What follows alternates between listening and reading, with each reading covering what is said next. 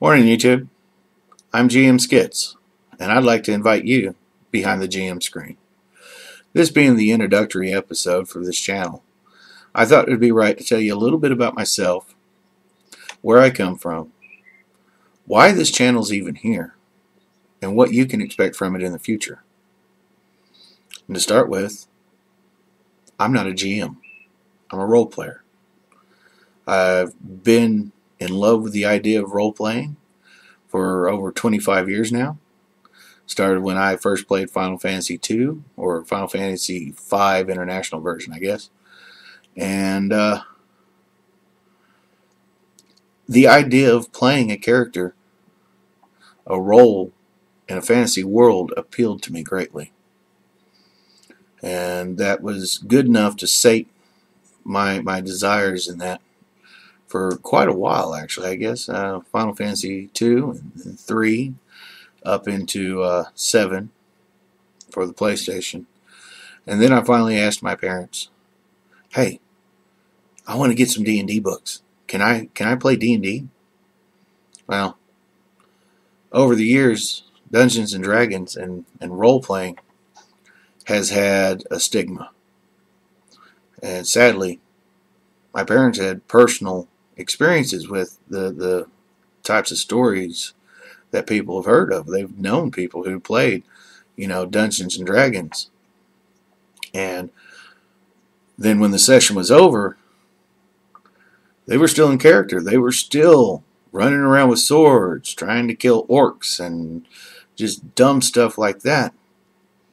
And it took a while for people to realize that, that's not a game. That's a mental illness. So I was told no. But I found an outlet. Chat rooms on the internet. Oh my. I was able to role play. It was freeform role play. There were no rules. Nobody moderated role playing. And you'd come across an occasional god moder. And you thought that playing in a tavern was cliche for D&D? No. You get into a chat room, you don't ever leave the tavern, hardly. Maybe the woods around it. Maybe a cave nearby. Possibly in some rare occasions when you got the group of whoever happened to be in that chat room with you at the time to go into the nearby town. Possibly. But no. No rules. No real script. No real agreement on how anything actually worked. Just a bunch of people role-playing and basically saying, as long as you don't step on my toes, I won't step on yours. And that was fun for a while, but I still wanted to role-play. I still wanted those rules. I wanted those boundaries. Because I like the idea of playing in somebody else's world. Well, I was 17 when that first happened. My cousin told me that she had a neighbor who was fixing to start up a Star Wars D6, And I was like, awesome. Do you think I could come play? And she asked him, and he said, yeah, sure. He didn't care. And I understand now that he was kind of taking a gamble on it. See, I was still 17. I was still, I guess, immature, or, good gamble that I was going to be immature. Though I seem to have handled it right. Because while I was there, one of the other people who did DM for Dungeons and Dragons 2nd Edition, or AD&D 2nd, I suppose, invited me to join their group. And I later find out that that was actually a pretty big deal for him to invite me. So I was all sorts of proud. And that started my role-playing career, actually sitting down with pen, paper, and dice and role-playing. And I was able to role-play off and on over the last 15 or so years. Sometimes shit would happen. I'd move. Or life. And you get married, you have kids, you get divorced. You get married again, have kids. Get divorced. That tends to throw a cramper. And I found out that it's a lot easier to play D&D when you get divorced than it is when you're married. So, I doubt that'll be true for everyone. But I always remember going back whenever I joined my groups. I was always like, yeah, I'm finally able to role play again. Oh, yeah, well, what happened to so-and-so? We split up. But I could always count on that group, those groups. There's probably 3 of them. They were all friends. We were all friends. But as far as role playing, we all sat down and played different systems, different times, different places. And yeah, it worked great. So it's a little bit about where I came from. Over time, I've played AD&D, Star Wars, Rifts from Palladium, a little bit of Vampire the Masquerade. Yeah. Played a handful of systems. I got experience with a handful of systems. I've even played some, I want to call it Marvel superheroes maybe. And I think one other superhero type system. Never had a chance to get into GURPS and stuff.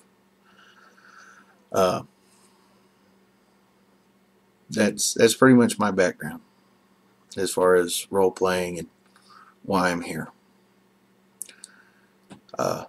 Current events. Back in 2010, I probably should have went and seen a doctor the first time I started to lose my vision. But it didn't last very long. It came back after about a week and a half, so I thought, well, maybe it was just a passing thing. And then a year ago, I got diagnosed with MS. And it was after a lot bigger symptoms came to be.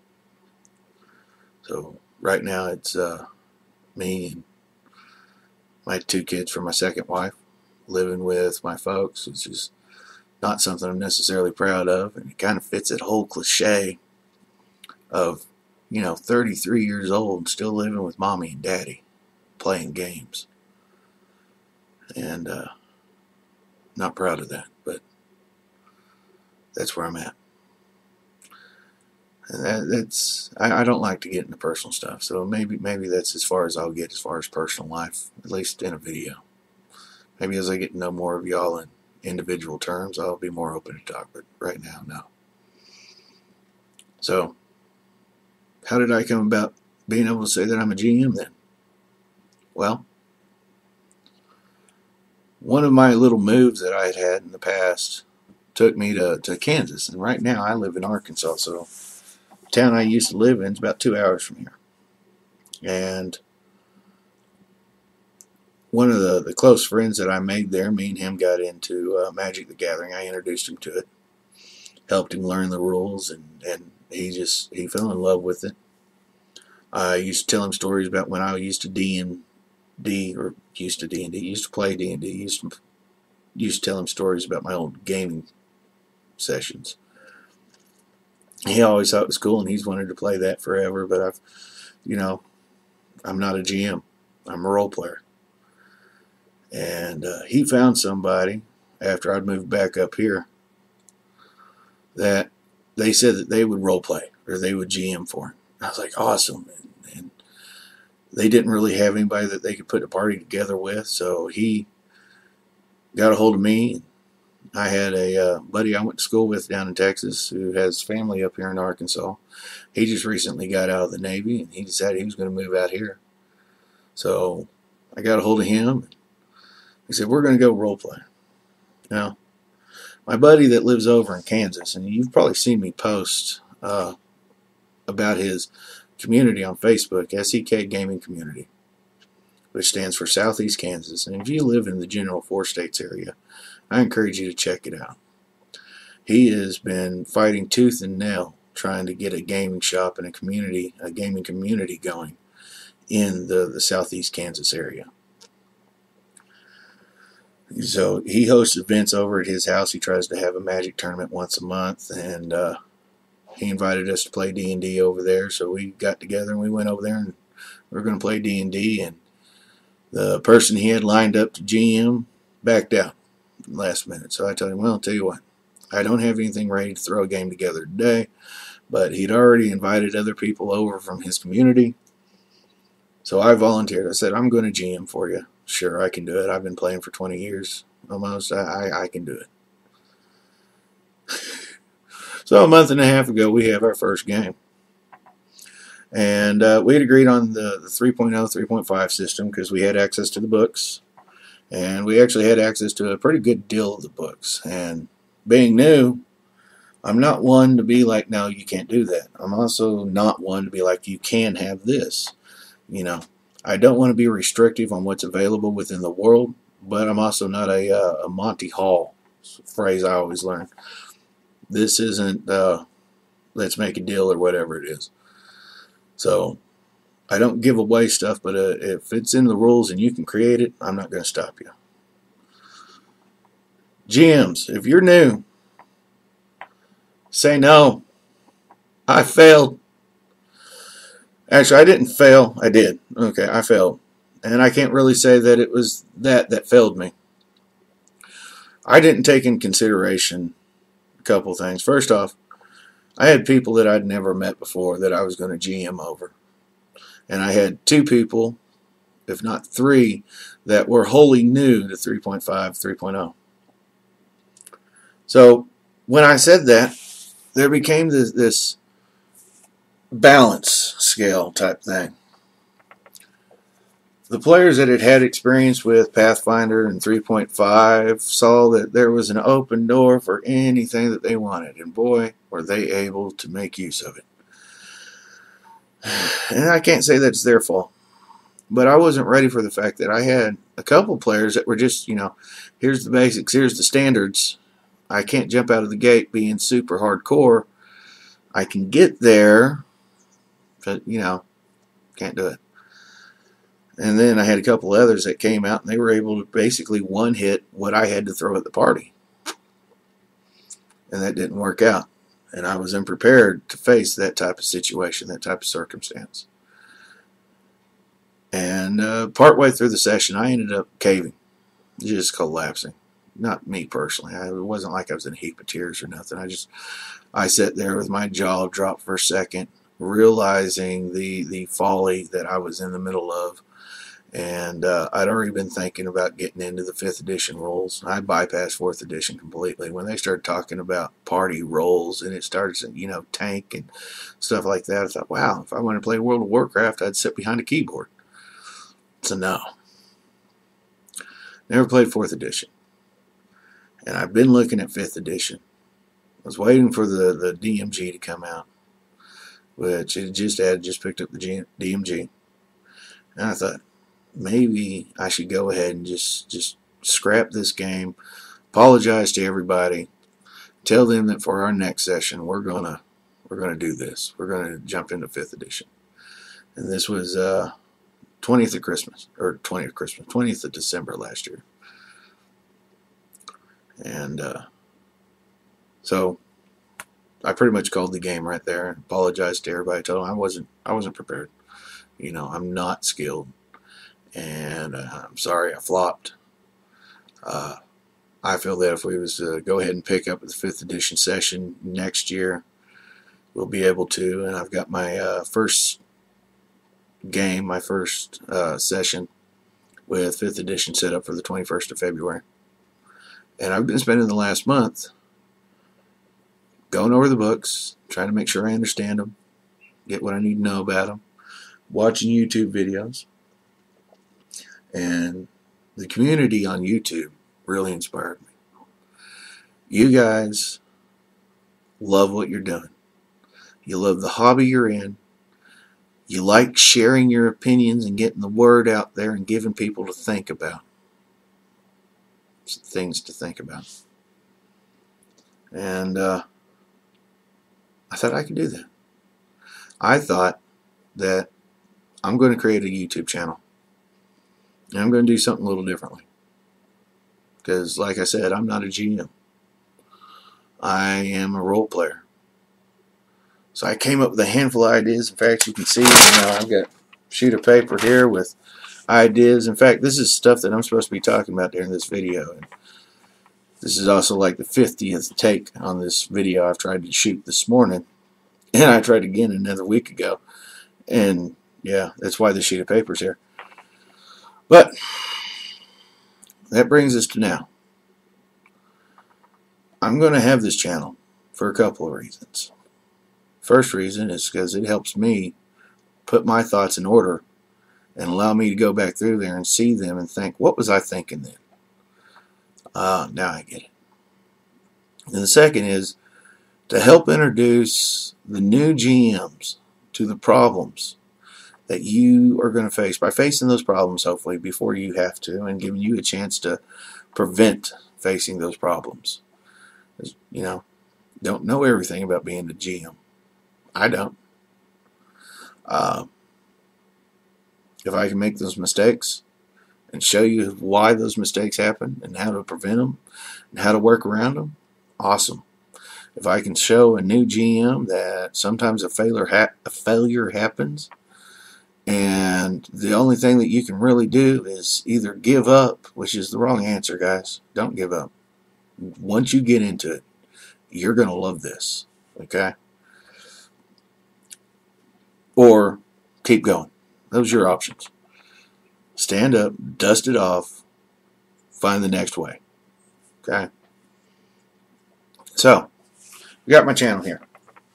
And for the most part, I've got the settings up here. I'm 18 and older. It's not because I'm obscene or profane, though I will use a little bit of profanity from time to time.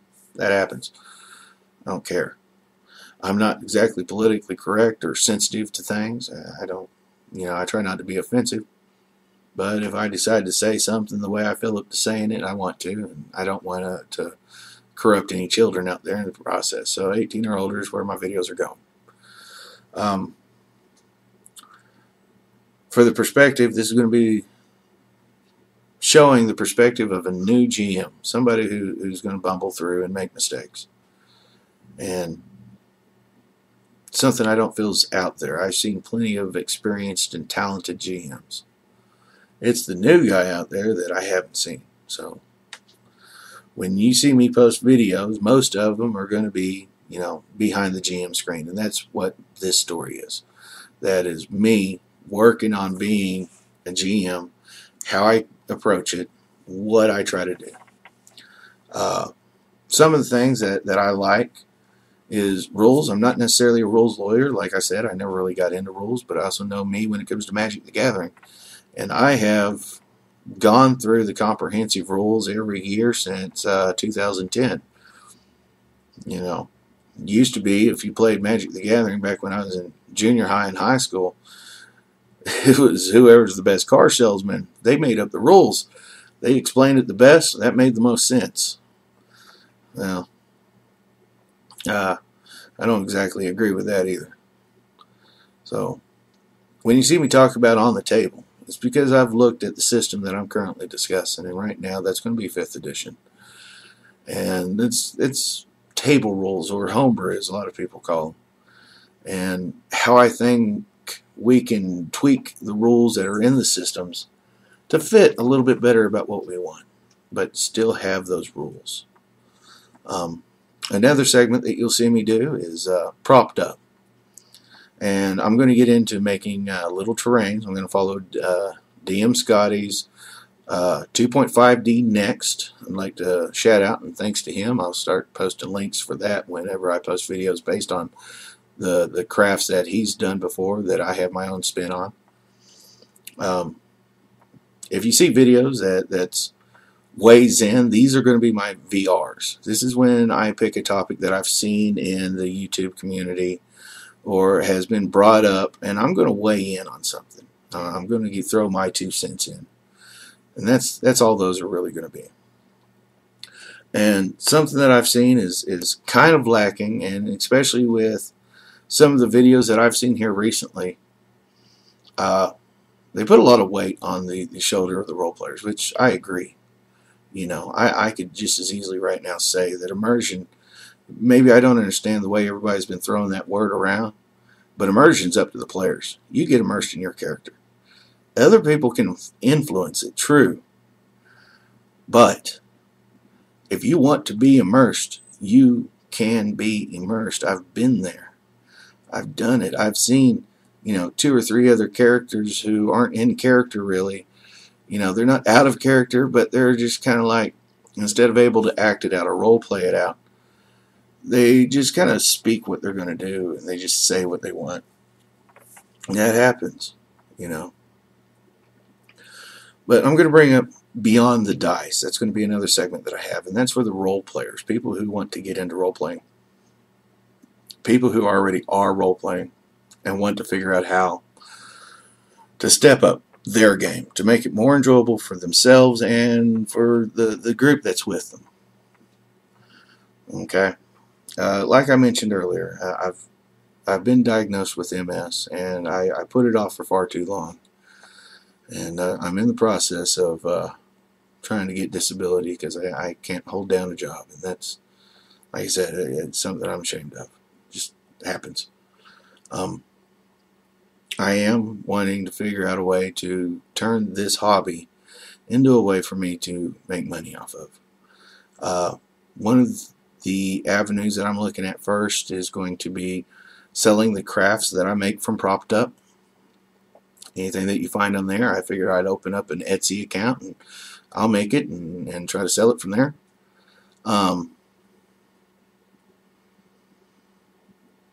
I noticed that Drive-Thru RPG, a lot of people sell things on there, and if I get to the point where I can write up and create content, awesome. I've been looking at YouTube's in-house features as far as I don't really like the advertising, adding commercials and stuff to my works. You know, it's unintrusive, and it doesn't really cost anybody anything more than time. You know, but on that same note, it's going to be hard to make money off of that if there's only 200 or 300 views for a video. You know, and I don't agree with the making things supporter exclusive. I thought, well, maybe I'll get into this Patreon thing. You know, be fan funded or whatever the phrase is. I might get into that, and if you like what I do and you feel it's worth, you know, showing your appreciation with a few bucks here and there, then I'll appreciate it for sure. But I'm not going to give specific content just for that. Okay, you're not buying anything. You want to buy something, go to Drive-Thru RPG and buy something that I've typed up, or go to Etsy and buy some of the little dungeon pieces that I come up with. I think I've pretty much rattled on enough, and it looks like I've actually covered this list. Do you know that I've done this probably 54 times? I think this is the 54th time that I've tried to record this, and this is the best one I've come up with. So I'm going to keep this one. This is one you're going to get. I'm going to go ahead and say bye now because I've got another idea for a video. And if it takes 54 to do that one, it might be a week before you see it. Y'all have a good day. Thank you.